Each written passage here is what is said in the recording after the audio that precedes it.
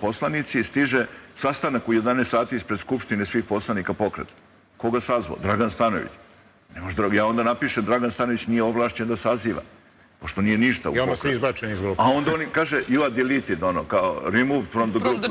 A šta ćete ispred Skupštine? Ne, to je hitan sastanak, pošto da se nađu, da vide šta će dalje. I onda su izdali to saopštenje prekjuče. Mi nismo htjeli da izdamo saopštenje. Da li je Nestorović i da li je Pavić izbačen iz stranke? A kako mogu da nas izbaci? Ne postoji. Čekaj, ako napustiš... Prvo stranka još ne postoji. Ne postoji. Čekaj, ili pokreta. Mogu li da izbace profesora Nestorovića koji je nosilac to? S kojim ovlašćenjem? To ne znam kako mogu. Mislim, to nema u statutu, ali sve jedno, znaš, mislim, prvo, kažem ti, od ti 10 koji je osnovo pokret, 6 su naši ljudi, mislim, prema tome trebalo bi im 2/3. To je sve besmisleno, ali liči da su imali pripremljeni. Čekaj, ti si njih unapredio da su oni zmajevi, da su oni vitezovi, da su, grešio si ti. Neki jesu. Čekaj, jel ima među vama vitezova? Zmajići, jel ima nekoga? Vitezova? Ima. Jel ima među vama? Ima.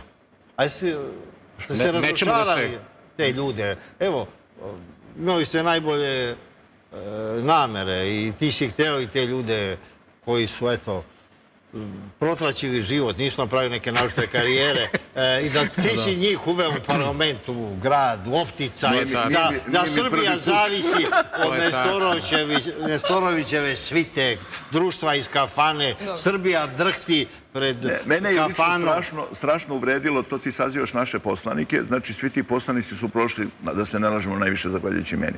Evo sad neka proba neko da mi kaže ko su ostali ljudi. Sem Branka Pavlovića, ne znam, ovoga Branka.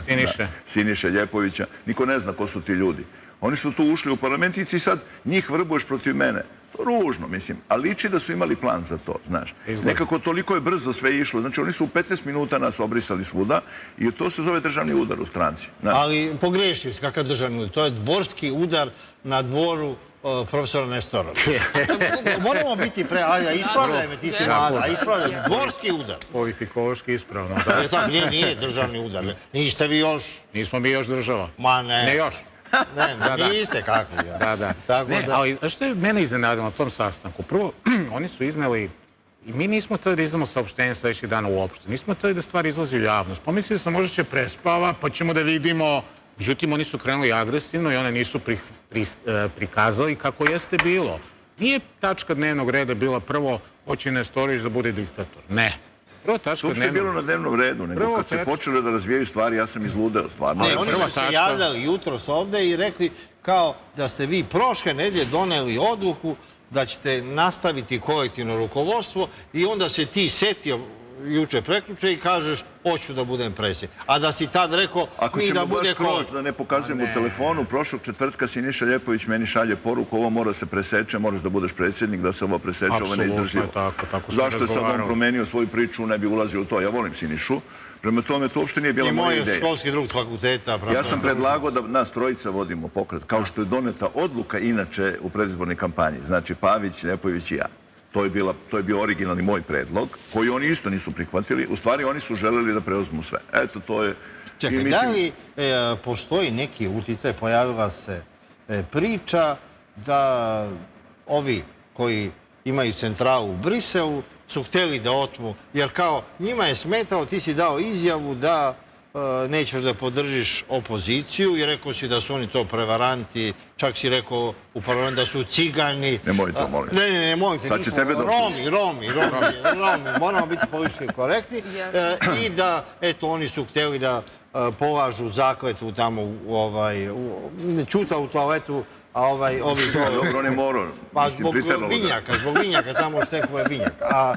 I da si rekao, ako bi pokušali Majdan, da bi ti stao uz vlast, da si protiv međunarodne intervencije, kontrole, internacionalizacije ovih sukoba, neke prinudne uprave međunarodne nad Srbijom, neke okupacije, kolonijalne uprave nad Srbijom, ovo što oni idu u Brisel, ne postoji ni jedna zemlja u Evropi u kojoj oni određuju... Priziva nam arbitražu nekoga, ko nam je smrtni neprijatelj. Čekaj, znamo od raspada Jugoslavije šta je bilo. Čim su došli stranci, to je haos i pakao u Srbiji. Baš u ovom trenutku kad smo na pragu Trećeg svjetskog rata, fali nam sukob. Samo nam to fali. Pa evo, ja ću otvoreno sad da kažem, evo, zna i Pavić, mene su ljudi upozoravali, kad je rekli su postoji ideja, Branko Pavlović je javno pričao po gradu kako će on da preuzme pokret i da te odbornike posle toga... Da proda Đilasu, to je, meni je... Pa, za to nismo čuli, moram da kažem. Ali kaže, on ima više para, kaže, i slobodnije sa tim parama. Pa znaš šta, oni nemaju knjigovodstveno agencije, ne moraju da prodaju. Kaže to. Ne, on se deklariše kao komuniste, nemam para. Jeste, ali... Šta? On se deklariše kao komunista. Hoće se deklariše kao komunista u predizbornoj kampanji. On smatra da ste vi zatucani diktatori, jer on je čovjek koji je bio... I četnici. I četnici.